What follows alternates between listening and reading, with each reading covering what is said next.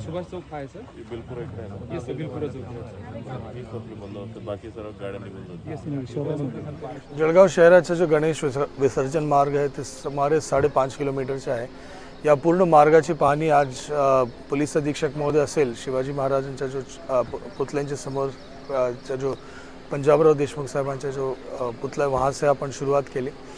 आणि तिथून आपण पाया जाताना टावर चौक असेल तिथून आपण पूर्ण पाहणी करताना आपण पुढे गेलो। प्रत्येक ठिकाणी काय नियोजन राहणार आहे, कुठे मंडप आपण उभा करणार आहे, सुरक्षाच्या दृष्टिकोनातून काय करणार आहे, स्वच्छता शौचालय व इतर गोष्टीबद्दल आपण काय नियोजन करणार आहे, मनपाला कुठे खड्डा भरायचा आहे आणि त्याबरोबर कुठे आपल्याला ये जो तार आहे ते सगळे व्यवस्थित करायचे MSCBला, या सगळ्या गोष्टीची आज पाहणी आदरणीय पोलीस अधीक्षक महोदय असतील, अपर पोलीस अधीक्षक, मनपा आयुक्त आणि आपले तालुक्याचे तहसीलदार, मी माझे सगळे सहकारी इंजिनिअरिंग काडरचे सगळे अधिकारी, सिटी इंजिनियर, MSCBचे लोक, आपण सगळे लोकांनी पाहणी केली। त्याच्यामध्ये सुमारे 20-22 आयटम्स आहे जो आपल्याला आता करायचे आहे, त्याबद्दल आपण नोंद घेतलेली आहे। बॅरिकेडिंग कुठे लावायचे आहे ते सगळ्या गोष्टीची नोंद घेतलेली आहे। मागच्या वर्षाची तुलनेने यावर्षी कसा आपण सुधार करू शकतो त्याबद्दल आपण लक्ष दिलेलं आहे आणि कुठल्याही प्रकारची अडचण होणार नाही, वेळेवर आपले गणपतीचे विसर्जन व्यवस्थितपणे आणि वेळेवर पूर्ण होणार आणि कुठल्याही प्रकारची अडचण वाद वगैरे निर्माण होणार नाही, या सगळ्या गोष्टीची गणपती महामंडळ बरोबर आपण नियोजन केलेलं आहे। आणि मी जळगावचे सगळे नागरिकांना विनंती करतो की ज्या पद्धतीमध्ये आतापर्यंत आपण आचारसंहिता करून व्यवस्थित शिस्तबद्ध पद्धतीमध्ये आपण गणपतीचे विसर्जन करत राहिले,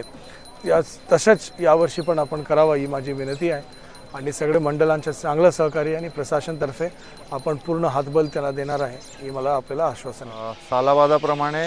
श्री गणेशोत्सवाच्या शेवटच्या टप्प्यात आपण पोहोचतोय आणि त्या अनुषंगाने विसर्जन सोयीस्कर व्हावं, सुयोग्य व्हावं, शिस्तीत व्हावं आणि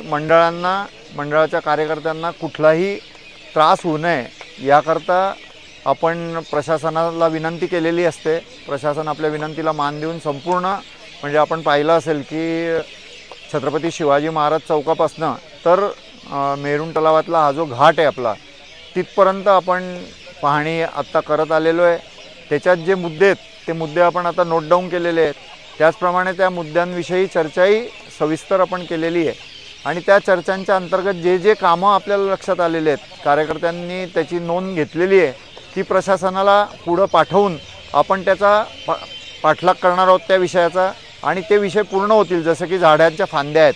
अनेक ठिकाणी ज्या मेन्सच्या वायर आहेत त्या खाली आहेत, आपल्याला माहिती आहे की अनेक मूर्त्या ज्या आहेत त्या 24 फूट 27 फूट 28 फूट आहेत, तिथं मेनची वायर जर असेल तर त्यातनं अपघात होण्याच्या काही शक्यता आहेत। ते अपघात होऊ नये म्हणून काय केलं पाहिजे याविषयी चर्चा केलेली आहे, त्याविषयी मार्ग काढण्याचे सगळं आत्ता ठरलेलं आहे।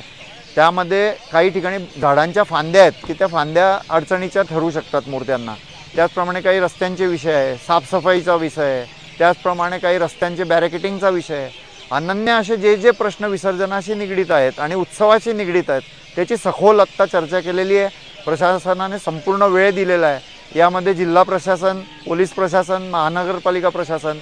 MSCB आणि अनन्य सगळे संबंधित जे लोक आहेत ते सगळे लोक या आमच्या या आजच्या विषयामध्ये महामंडळाच्या विनंतीला मान देऊन आलेत। त्या सगळ्यांचं मी धन्यवाद देतो आणि आशा करतो की आज जे काही विषय मांडले गेलेले आहेत, आज जे काही विषय निदर्शनास आलेले आहेत त्याचा आपण पाठपुरावा करूया आणि ते प्रशासन त्याला निश्चित न्याय देईल अशी आम्हाला खात्री आहे, नव्हे आम्ही ते करून घेऊ